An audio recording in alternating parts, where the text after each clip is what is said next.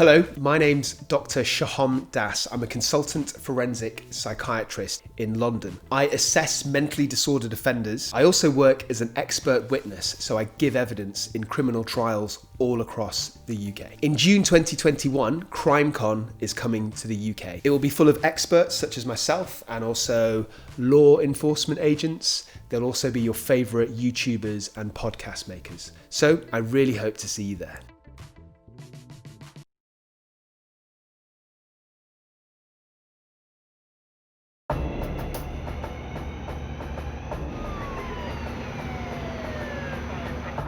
A Labor Day weekend turned into a nightmare of murder as a cross-country crime spree terrorized the nation.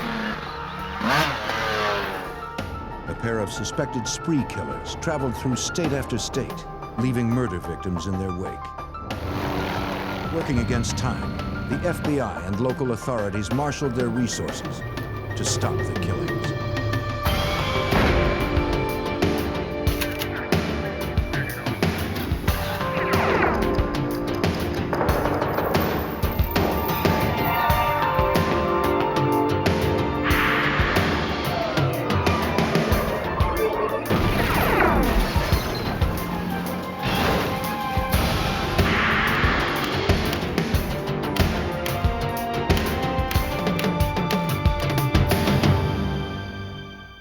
In a small Ohio community, an elderly woman and a teenage boy disappeared. Because they vanished within hours of each other, police believe the cases were linked, but they didn't know how. I'm Jim Kallstrom, former head of the FBI's New York office. A trail of stolen vehicles and murder victims across 7 states led the FBI on a hunt for 2 serial killers. Their only hope of stopping them was to anticipate the killers' next move.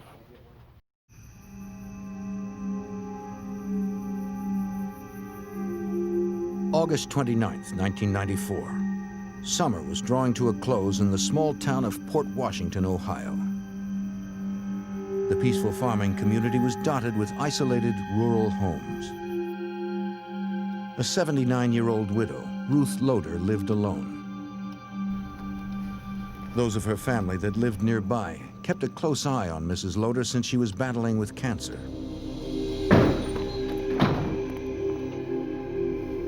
When she heard footsteps in the kitchen, she thought it might be her granddaughter returning to see her before she went to sleep.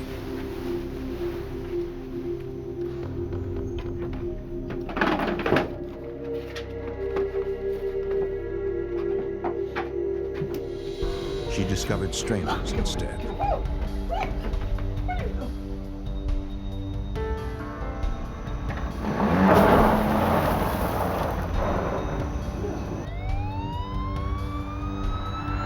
The following morning, the Tuscarawas County Sheriff's Office received an urgent call from Mrs. Loader's sister. As was their routine, Mrs. Loader's sister and son-in-law came to check on the sick woman, but found Mrs. Loader and her car missing. Sheriff Walter Wilson, a detective lieutenant at the time, was the lead investigator. Family members had seen Mrs. Loader the evening prior to the morning of her disappearance. She was fine at that time. They had indicated to us that Mrs. Loader was recovering from cancer surgery, that she definitely needed medication, which was left behind. The family was worried since Mrs. Loader was so weak. She would become very ill if she was without her medication for long. Go ahead and go with him. Marks on the back door and damage to the door frame indicated it had been kicked in. The forced entry told the sheriff that the frail woman had not left of her own free will. Mrs. Loader's purse was left behind, but her cash was missing, along with the keys to her red Buick. Sheriff Wilson immediately issued an all-points bulletin for the widow and her car. Sheriff's Department. He knew that they'd have the best chance of finding her alive if they acted quickly. We felt very early on that Mrs. Loader obviously had been kidnapped. We immediately began a massive search for Mrs. Loader and her car. Then that involved all of the area law enforcement agencies, It involved numerous fire department personnel. Citizens from the area came out in droves and helped with the search for Mrs. Loader. I need you two to work rush. We're going to try to stay in this general area. Concerned over her fate, the community was united in its pursuit. You have to finish before they do. Okay? The command center was formed in the Port Washington Fire Station, where authorities worked with volunteers to plan the urgent search for the ailing woman. If she didn't have her medicine soon, her condition could become critical. They had to find the grandmother before it was too late. Report back here every 2 hours and let us know. Okay? Mrs. Loader was pretty well known in that area. It's a very good family. They're very highly thought of, and everyone was very concerned for her and felt obligated and really sincerely wanted to try to find her to help her. Mounted reserve units geared up to comb rougher terrain on horseback. Local police and neighbors searched fields and woods for any trace of her or the missing car. Sheriff's deputies from a neighboring county brought in canine units hoping to pick up a scent. The Ohio State Highway Patrol ordered their aircraft to scan roads from above. The extensive search turned up no trace of Mrs. Loader or her car.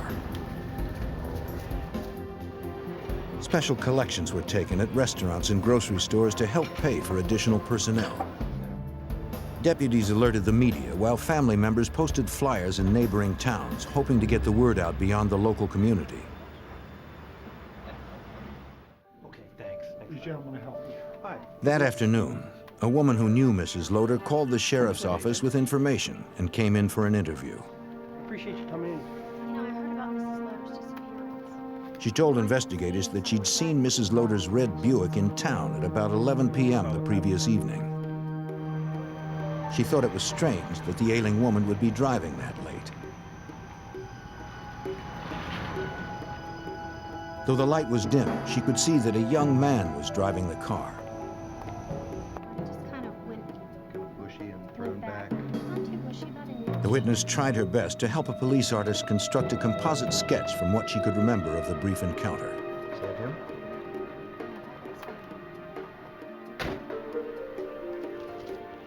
In the area surrounding Port Washington, Ohio, concern that a criminal could be on the loose spread fear in a community that was not used to locking their doors. Police showed the composite sketch at every interview, but no one could identify the man depicted in the drawing.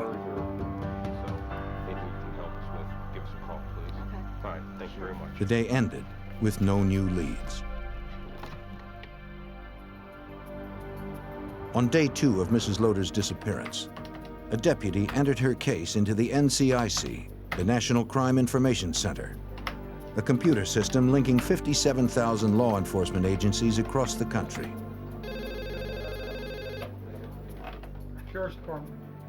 That same day, the sheriff's office fielded a call from some concerned parents. Can you describe him for me? Their 16-year-old high school sophomore had also disappeared from Tuscarawas County. Okay, his clothing, jeans. In nearby Newcomerstown, 3 miles from the Any house where Mrs. scars, Loader tattoos, disappeared, body marks? a worried father and stepmother told a sheriff's deputy their son was missing. His family and his former employer had not heard from him for 3 days. His red shirt. Do you have a picture of him? Yes, I do. One other thing too, officer. A .22 caliber handgun was also missing from the house. Is it silver? The parents gave authorities a photograph of the missing boy, Eric Elliott. It seemed kind of ironic at the time that we would have Mrs. Loader missing and that we would also have a juvenile reported missing within that short distance. Ohio investigators wondered if there was any connection between the 2 disappearances from the same county. Just 36 hours after Mrs. Loader's abduction, Sheriff Wilson received another call. Hello? 650 miles west in Fulton, Missouri, police found a red Buick stuck in a farmer's muddy field. When they ran its Ohio plates through the NCIC, They discovered it was Mrs. Loader's stolen car. The farmer had not seen who had abandoned it. The car's keys were missing, but the doors were unlocked. Among the items officers found inside was a green soda bottle and a sandwich wrapper labeled Goshen Dairy Store. They towed the vehicle to the station for further examination. Lieutenant Timothy Daimler from the Callaway County Sheriff's Office in Fulton, Missouri, was assigned to lead the investigation. His department's first task was to check the car's locked trunk. We weren't sure exactly what we were going to find. We had a missing lady from Ohio, and this was her car, so we were under the assumption that very possibly we may find a body when we opened up the trunk. Investigators needed to open it without damaging evidence or injuring the woman if she was unconscious inside. An auxiliary deputy who was a locksmith was called in.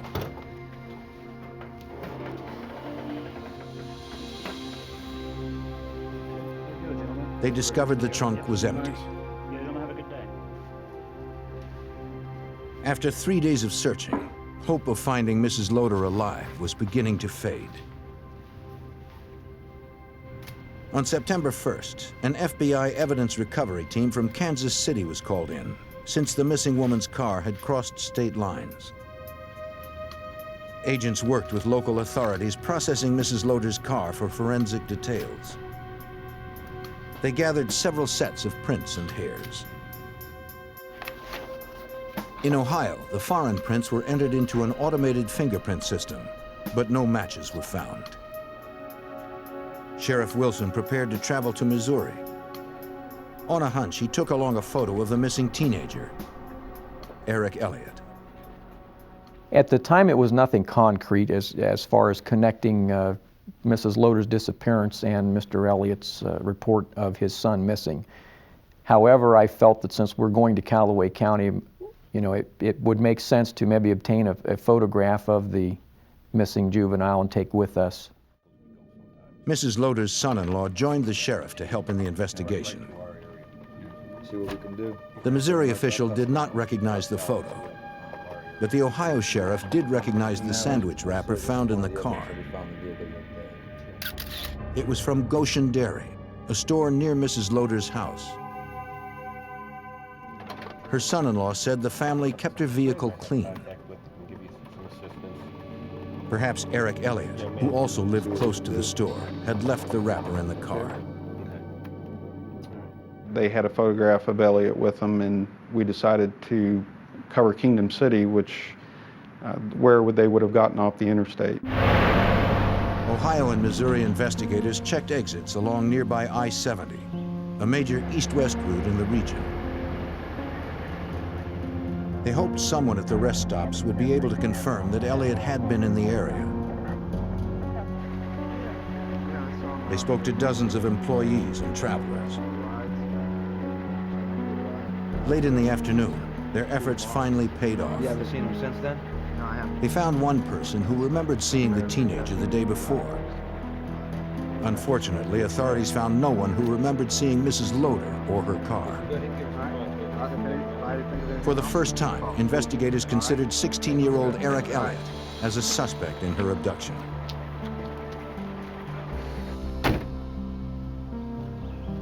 Missouri deputies also continued to canvass the rural Fulton area, inquiring if neighbors had seen anything unusual. At the house closest to the field where Mrs. Loader's car was found, an officer knocked on the door of an elderly couple, William and Flossie Brewer. He heard their dog, but the couple appeared to be out. Since their car was not parked outside, the deputy continued on. Authorities checked dozens of homes, but found no one close by who had seen Eric Elliott or Mrs. Loader. I was on my way home. After finishing that up, I received a page from the communications center that they wanted me to call them immediately. They told me that they had found two bodies at a farmhouse out on County Road 147. It was the home of William and Flossie Brewer. the house closest to the field where Mrs. Loder's car was found earlier that day. Authorities believe the two crimes were likely connected. 3 days after Mrs. Loder's disappearance, sheriff's detectives found the bodies of 86-year-old William Brewer and his 76-year-old wife Flossie in the basement of their home. Each had multiple gunshot wounds.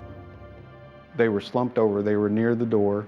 She had her hands tied behind her back, with what appeared to be a telephone cord, and he was on her right, slumped over also, and his cane was standing there right beside him. The detective also found the couple's dog faithfully guarding their lifeless bodies. An autopsy later determined that both Mr. and Mrs. Brewer had each been shot 3 times in the head with a .22, the same caliber weapon missing from Eric Elliott's home. The 16-year-old suspected in the disappearance of Mrs. Loder now became a suspect in the double homicide.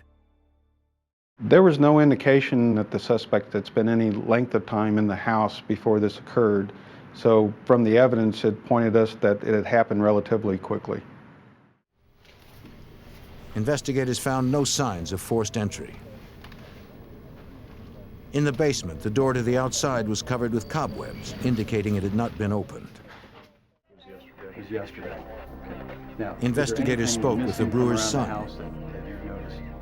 He said the couple's Oldsmobile was missing, along with several rifles. Missing from around the house. All were entered into the NCIC.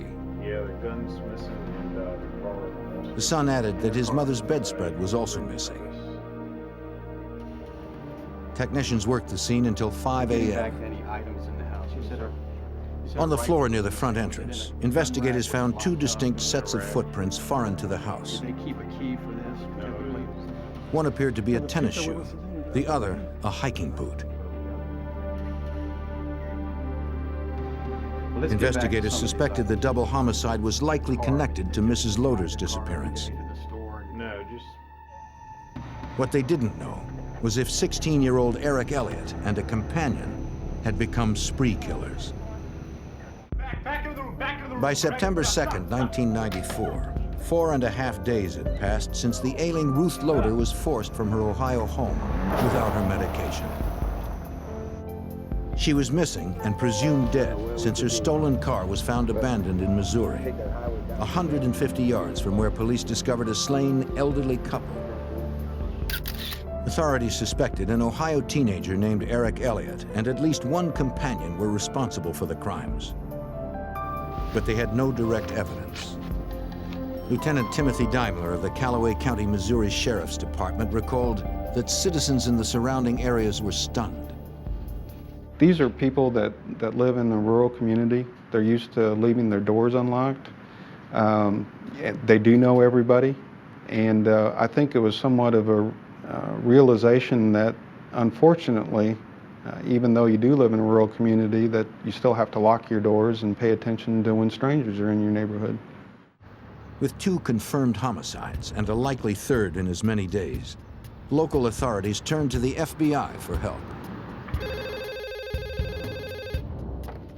Special Agent Peter Christ of the FBI's Canton, Ohio resident agency was assigned the case. To catch up with the suspected spree killer and his companion, they needed an idea of where Eric Elliott might be heading. So we were trying to get as much background information as we could. We were looking for relatives, uncles, aunts, cousins, friends. We were convinced that they were heading across the country, and we just needed to know everybody that there was a possibility that they would stop and visit, to either visit to say hello or get any kind of financial or moral support. Can I call you TJ? Yeah. You seem like a nice enough you. Agents asked one of Eric Elliott's friends to come in for questioning. The friend told them that Elliott had recently become very close to a young ex-convict named Lewis Gilbert. He said that Gilbert and Elliott had spent a lot of time together over the past few weeks. Both had been complaining about how boring life was in the small town and that there was no reason for them to stay. Gilbert was estranged from his wife and son, and Elliott wished to visit his birth mother in California. I just got out of jail. Hello? The friend added that the pair mentioned they wanted to do something that would make them go down in history and planned to start by stealing a car. They mentioned that we were drinking and got the talk. The last time he saw them was 5 days ago, when Gilbert and Elliot were walking along railroad tracks behind Mrs. Loader's house. Acting kind of strange, out of the ordinary. Because Elliot was a troubled teen, Agent Christ believed that he probably looked up to 22-year-old Louis Gilbert, since Gilbert appeared to do as he pleased. At the point when Gilbert befriended Elliot, he had been released from jail 2 weeks prior to that. Had a criminal history, had a history of getting in trouble. And at that point, we sort of felt that maybe Mr. Elliot was in awe or enamored with Mr. Gilbert because he did have that kind of criminal history background. Investigators dug deeper into Louis Gilbert's past. The 22-year-old had served time for stealing a boat and breaking and entering. He had also been convicted of physically abusing his 3-month-old son. Though agents still lacked concrete evidence that Gilbert and Elliot were traveling together, they needed to find them as soon as possible to prevent any more killing. Our biggest concern at this point is that we suspected these two of Mrs. Loader's disappearance. They were strong suspects in the killings and the double homicide in Missouri, and we were very concerned that this kind of activity would continue all the way across the country. Sheriff Wilson's first step was to see if anyone had seen Gilbert with Elliot at the Goshen Dairy store, close to Mrs. Loader's Ohio home. Missouri investigators had found a sandwich wrapper from the store in Mrs. Loader's abandoned vehicle. Does this look familiar to you? Yeah. One of our wrappers to our sandwich. The clerk identified the wrapper. Did you sell her at this store? She also remembered selling the sandwich and some soda to Gilbert and Elliot just after Mrs. Loader disappeared. Authorities now had confirmation the young men were traveling together. Thank you. But 5 days had already passed since the spree killers had begun their cross-country rampage. The FBI quickly secured arrest warrants for kidnapping and burglary in the Ruth Loader disappearance. Though agents believed the pair was also responsible for the double homicide in Missouri, authorities still lacked evidence to formally charge them with those crimes. Agents weren't about to wait for someone to call in. Anticipating Gilbert and Elliot's westward movement, the FBI visited Gilbert's mother in Tahlequah, Oklahoma on September 3, 1994. The agent warned her that her son and his friend were armed fugitives, suspected of driving a stolen Oldsmobile with Missouri plates.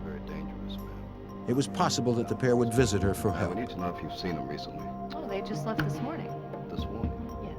I see. The FBI had just missed them.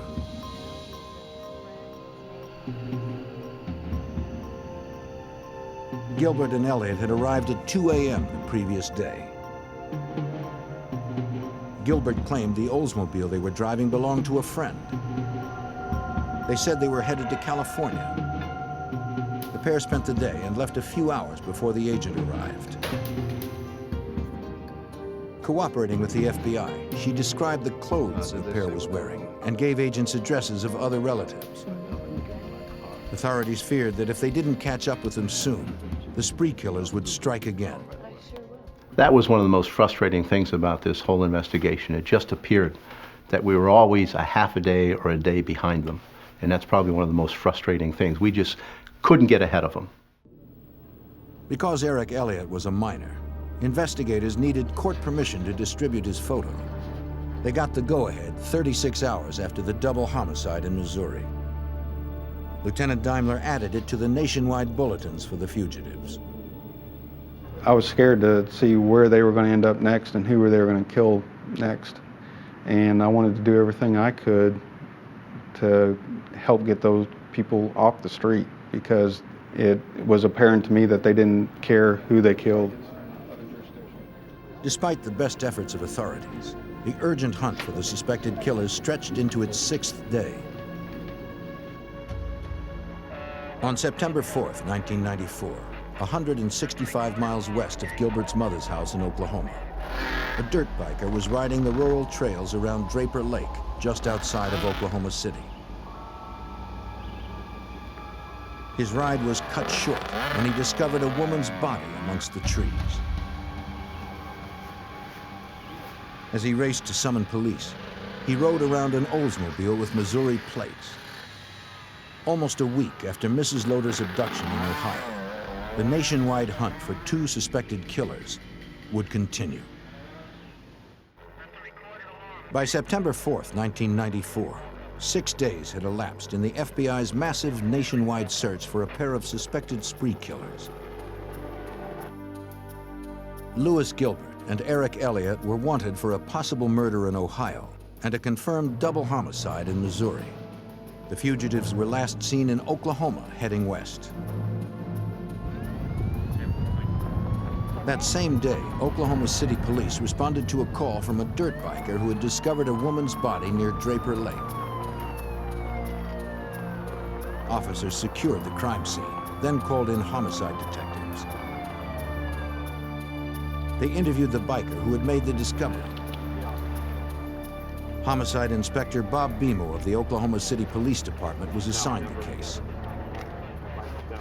Once we come upon the immediate scene where the body was located, I observed the young woman to be in a kind of a bent over backwards and caught between a tree. The victim was a white female in her 30s. Investigators found no identification on or near the body. But a manager at a nearby marina later identified her as his missing employee, Roxy Ruddle. As a part of our investigation, another vehicle had been found a short distance away from where the victim had been located. And we didn't know if this was a part of the crime or not, although we did secure the area around this vehicle. When detectives checked the Oldsmobile's Missouri plates with the NCIC, they discovered the car had been reported stolen from the Brewers, the double homicide victims from Missouri. Oklahoma investigators immediately notified authorities back east. To Tuscarawas County Sheriff Walter Wilson in Ohio, it appeared that Gilbert and Elliott had struck again. They had recovered Missouri's stolen vehicle, and they also had another murder victim. It's just another terrible feeling that's really hard to describe, that obviously this tragedy continues. Oklahoma police crime technicians gathered evidence from the vehicle. They recovered several unused .22 caliber bullets. A pawn shop receipt from a local Oklahoma City store was also found. Prints lifted from inside and outside the car matched both Gilbert and Elliott's.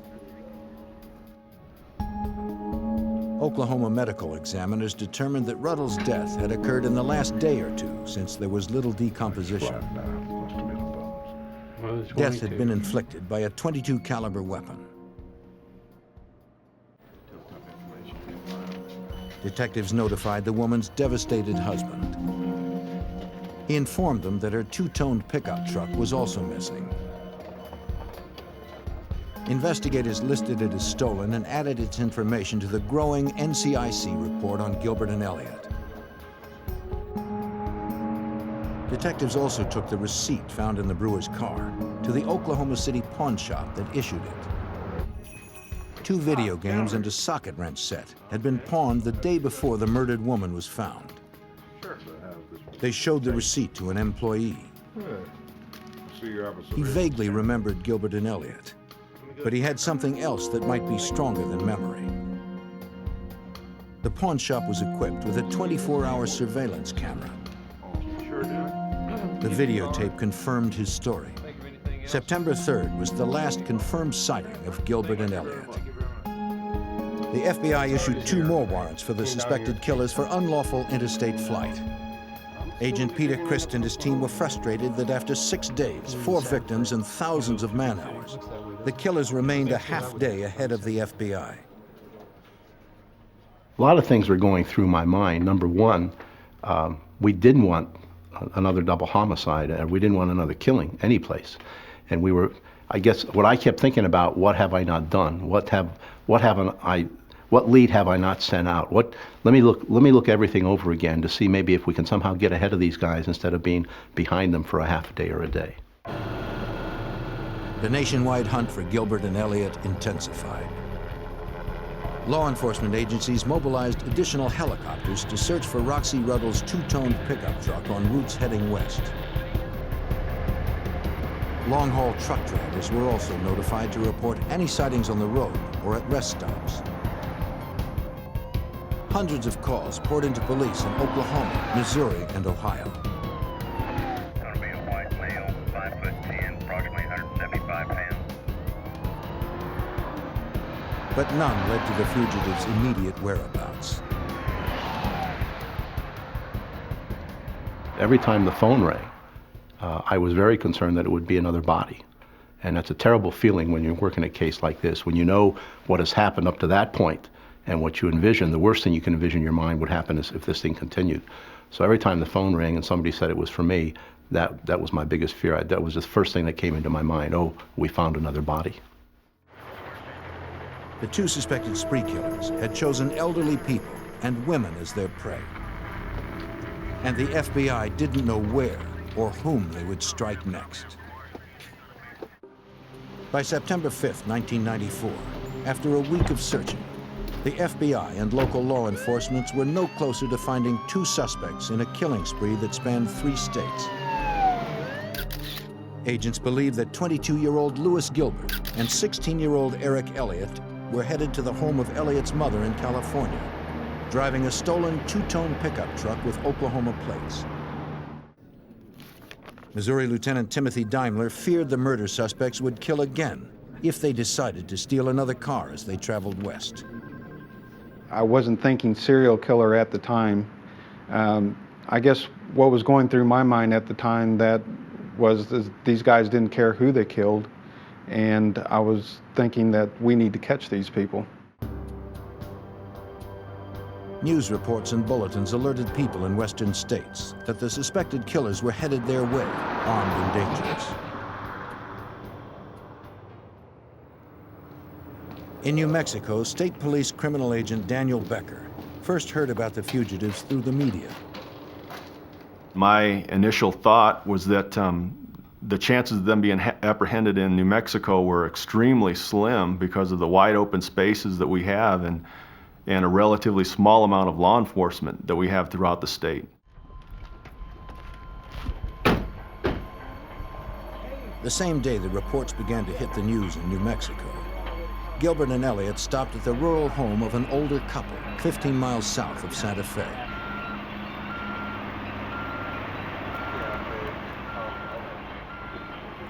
They claimed that the stolen two-tone pickup truck was low on gas. The couple agreed to help. The fugitives said they were on their way to California, but the woman was suspicious since she didn't see any luggage in the truck.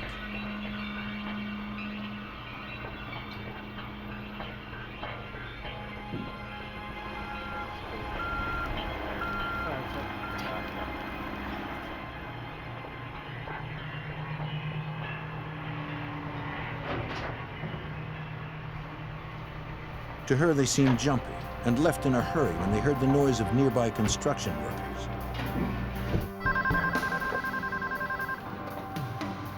State Police Center, this is Carmen. The woman reported the sighting to the New Mexico State Police. But by the time units arrived to investigate, the two young men were nowhere in sight. The following morning of September 6th, a New Mexico man reported another sighting to police. How you doing?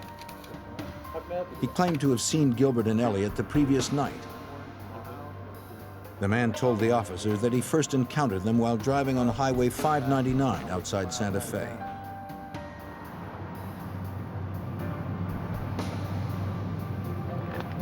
The motorist saw two young hitchhikers and pulled over to pick them up.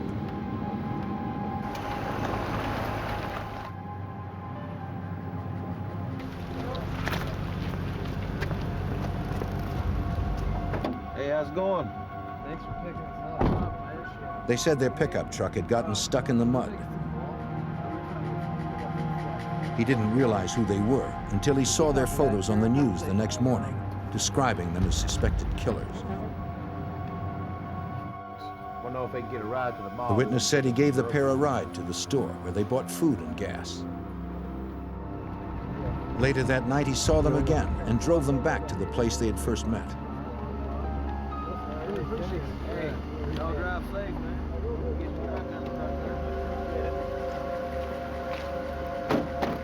It was a desolate part of the highway.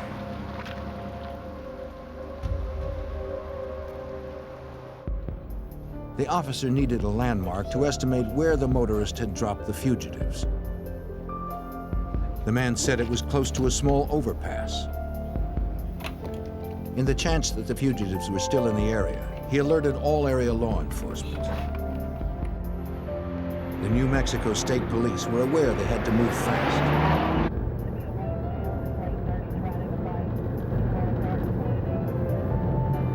Two units raced to the location to conduct a search for any trace of the suspected murderers. They found the overpass in a remote area. Reports had warned that the Ohio men were armed.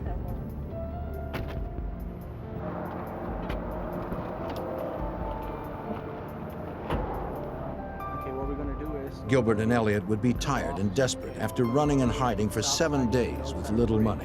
Okay, we're gonna come over that ridge. Officers prepared for the worst. Probably leave contact cover, okay? Once we got him, we'll give you the signal. If the fugitives were still in the area, they had miles of shrubs and hills behind which they could conceal themselves and take aim at anyone approaching.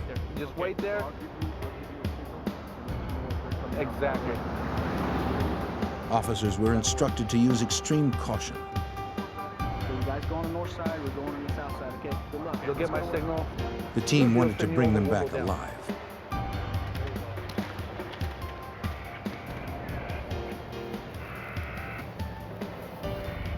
They scanned the dust for footprints, food wrappers, and soda bottles. Anything that might indicate the suspected killers were still in the area.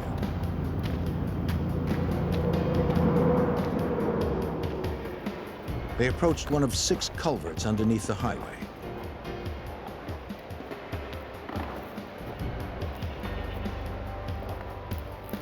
Carefully, they moved forward for a closer look. One officer spotted 2 men lying on the ground inside, apparently sleeping.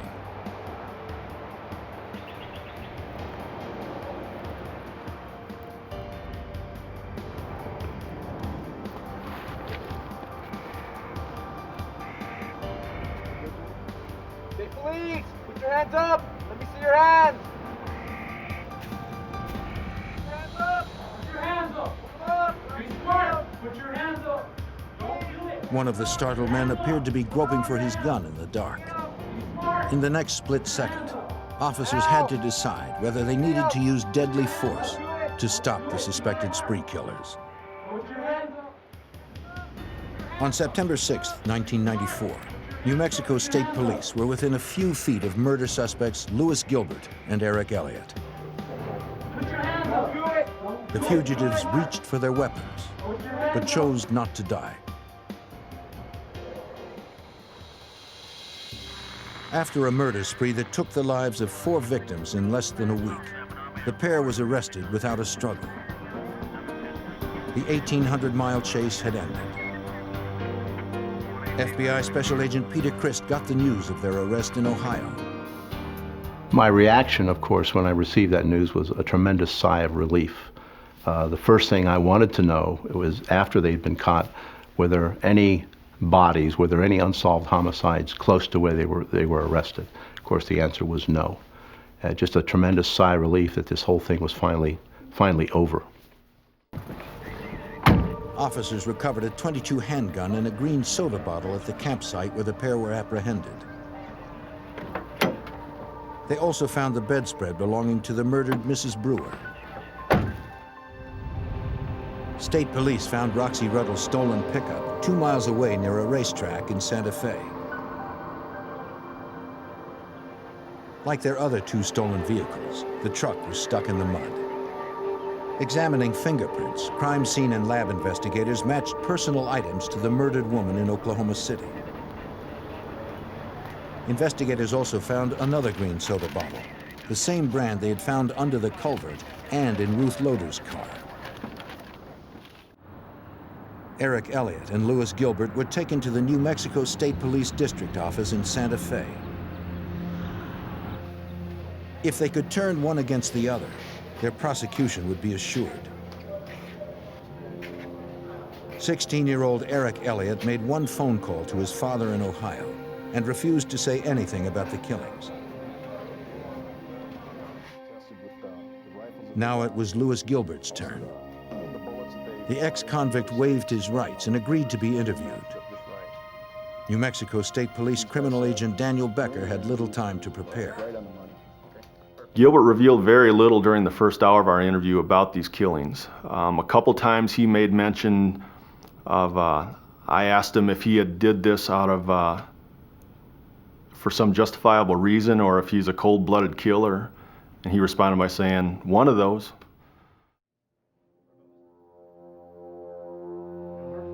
Gilbert claimed that he didn't recall what had happened over the past 5 days. Did you murder him? He refused to say anything about the murders or Mrs. Loader's disappearance.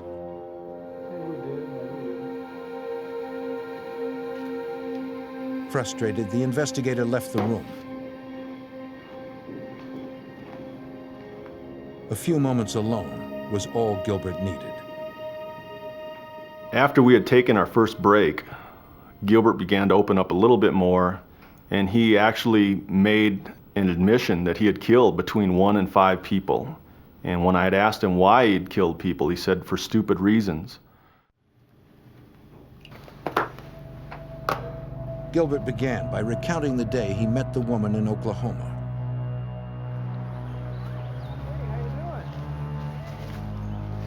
He said that he and Elliott struck up a conversation with Roxy Ruddle, and they found her fishing, alone, in a secluded area of Draper Lake near Oklahoma City. They told her that their car was stuck in the mud and needed a ride back to town. She offered to help and packed up her gear.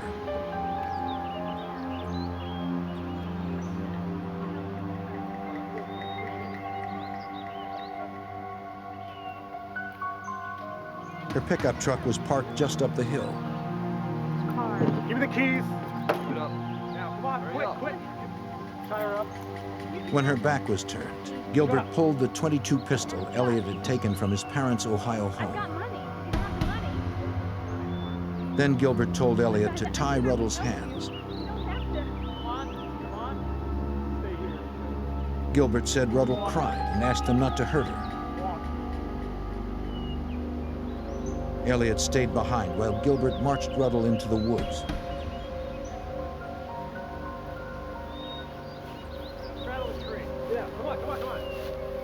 He told her to sit down at the base of a tree.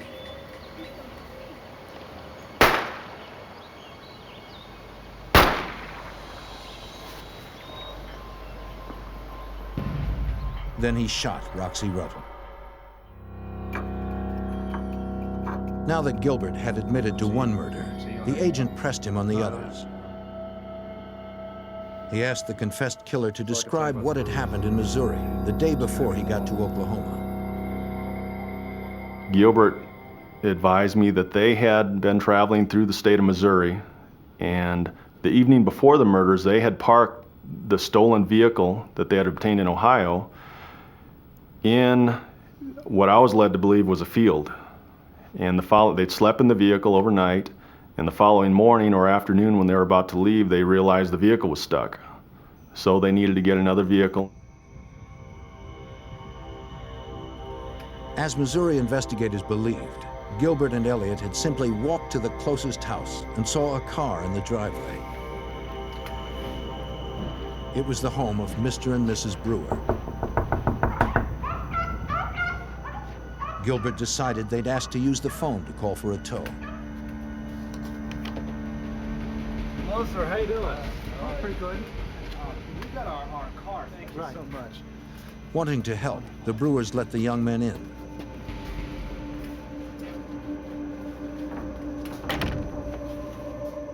Once inside, they learned that they didn't have a telephone book, so they couldn't come up with a number to call for a wrecker. And it's at that point that Gilbert told me that he decided, or they decided, that they were going to kill the Brewers.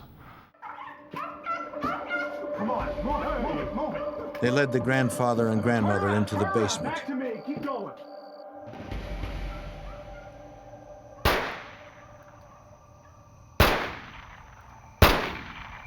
Then executed them.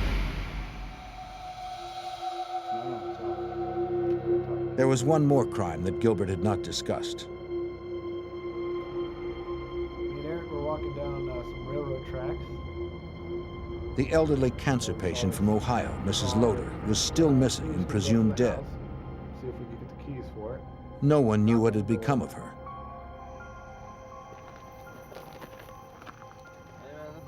On the evening of August 29th, 1994, Lewis Gilbert and Eric Elliott approached Mrs. Loader's Port Washington home to steal her car.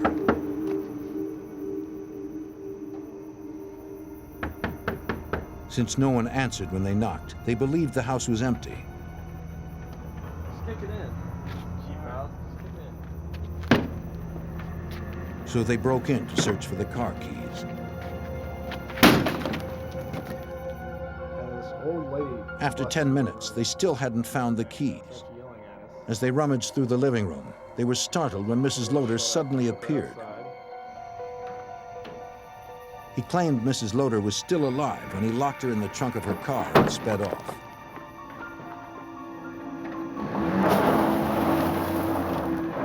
They got about 4 miles outside of town in a wooded area, and they pulled up alongside of a guardrail and parked, got outside.